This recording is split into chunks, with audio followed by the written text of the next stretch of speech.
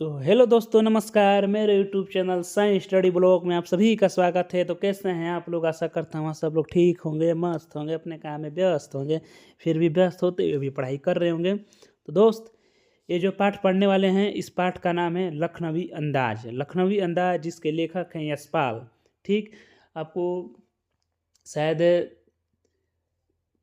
याद होगा इस पाठ के बारे में, आप पढ़े होंगे, नहीं पढ़े होंगे तो चलिए इसका जो मेन टॉपिक इंपॉर्टेंट क्वेश्चन है, लगभग 14-15 क्वेश्चन मैं अपने हाथों से तैयार किया हूँ और बहुत मेहनत लगता है भाई। ठीक है, और इस चैनल पर नए होंगे तो लाइक सब्सक्राइब कर दीजिएगा, अपना सपोर्ट प्यार बनाए रखिए, क्योंकि ये चैनल जो है आपके लिए ही स्पेशल बनाया गया है। और इसका PDF भी चाहिए होगा तो आप मेरे व्हाट्सएप नंबर पर मैसेज कर सकते हैं। व्हाट्सएप नंबर मैं आपको दे दे रहा हूँ। ठीक है, देखिए 95 70 54 096। किसी को भी व्हाट्सएप इसका PDF चाहिएगा प्रैक्टिस सेट के लिए, पेपर 2 का, तो पेपर 3 का भी जिसका चाहिएगा आप लोग, पेपर 1, पेपर 2, पेपर 3। पेपर 1 तो नहीं है, लेकिन पेपर 2 और पेपर 3 में आपको बिल्कुल फ्री ऑफ कॉस्ट दूंगा। दूसरे यूट्यूबर की तरह नहीं कि 49 रुपया पेड करो, 19 रुपया पेड करो, 99 रुपया पेड करो। वैसा कुछ बात नहीं है, क्योंकि मुझे पता है कि स्टूडेंट लाइफ की में पढ़ाई का महत्व क्या है और स्टूडेंट लाइफ में पैसा का महत्व क्या है। क्योंकि स्टूडेंट लाइफ में पैसा नहीं रहता है भाई, क्योंकि मैं खुद एक स्टूडेंट हूँ, तो मुझे पता है। ठीक है, मैं इस चीज़ से गुजर चुका हूँ। ठीक है, तो इसलिए आपको बिल्कुल फ्री ऑफ कॉस्ट दूंगा। आइए अब पाठ को शुरू करते हैं। ये देखिए, जो जो क्वेश्चन इंपॉर्टेंट है मैं उसको हाईलाइट कर दिया हूँ, एक बार देख लीजिए। यशपाल लखनवी अंदाज। यशपाल जी का जन्म 1903 के पंजाब के फिरोजपुर छावनी में हुआ। यशपाल जी ने अपनी शिक्षा कांगड़ा में ग्रहण करने के बाद उन्होंने लाहौर के नेशनल कॉलेज में BA किया। तभी उनका परिचय सरदार भगत सिंह सुखदेव से हुआ। वे संपर्क से क्रांतिकारी गतिविधियों में भाग लेने लगे।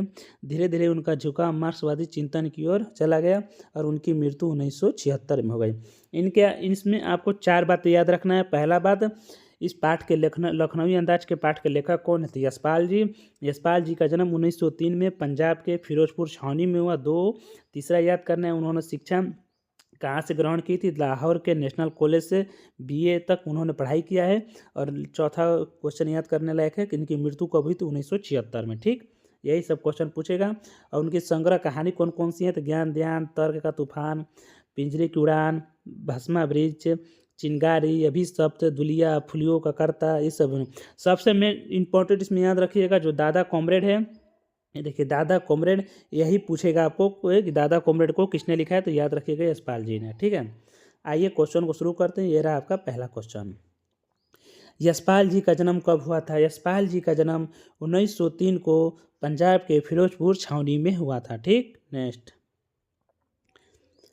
लखनवी अंदाज पाठ में लेखक के अनुसार नवाब साहब अकेले यात्रा करने के विचार से किस क्लास की टिकट खरीदे थे? तो उन्होंने 3rd क्लास की टिकट खरीदे थे। जिससे ट्रेन में होता है ना, 2nd क्लास, 1st क्लास, वैसे ही 3rd class. Next.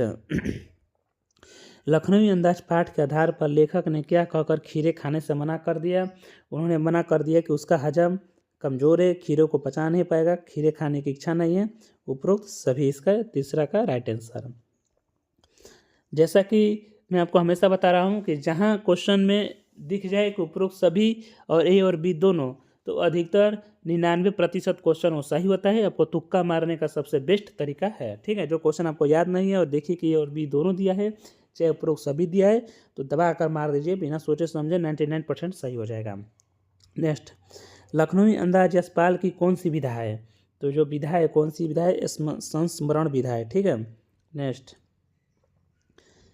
Lakhnavi Andaz पाठ के आधार पर नवाब साहब ने जेब से क्या निकाला था? तो नवाब साहब ने जेल से चाकू निकाला था। क्यों? तो खीरे को काटने के लिए। नेक्स्ट। लखनवी अंदाज पाठ के आधार पर नवाब साहब ने किसमें खीरे को छील के उसको फेंकों को सजाया? छीलकर उसके फाँकों को सजाया। तो 5, 6 का इज द राइट आंसर होगा, तौलिए पर। ठीक है, इसमें देखिए और भी दोनों दिया है, लेकिन 6 का यहाँ पर तौलिए पर होगा। ठीक है, नेक्स्ट। ले आ गए ना भाई, यशपाल का निधन कब हुआ? तो अभी मैं आपको बताया था यशपाल जी का निधन कब हुआ था। यशपाल जी का निधन कब हुआ? तो 1976 में is the right answer. Next.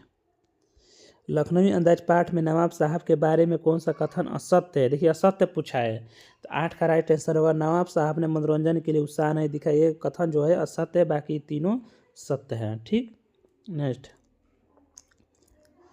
Lakhnavi Andaz पाठ के आधार पर नवाब साहब खीरे की फांको खिड़की से बाहर फेंकने से पहले क्या करते थे? तो क्या करते थे?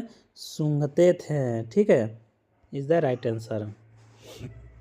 देखिए दोस्त, ये सब जो क्वेश्चन है ना भाई, आपके लिए बहुत इंपॉर्टेंट क्वेश्चन है। और एक कोई कोई मतलब होते हैं कि अब मान लीजिए कोई भी यूट्यूबर, बड़ा बड़ा यूट्यूबर चाहे टीचर है पढ़ा रहे हैं, तो स्वयं एक ही पाठ के से क्वेश्चन दे देंगे और उसमें से केवल आपको 3-4 क्वेश्चन पूछेगा। तो अब 3-4 क्वेश्चन याद करने के लिए पूरा पाठ याद करना पड़ेगा, ये तो गलत बात है।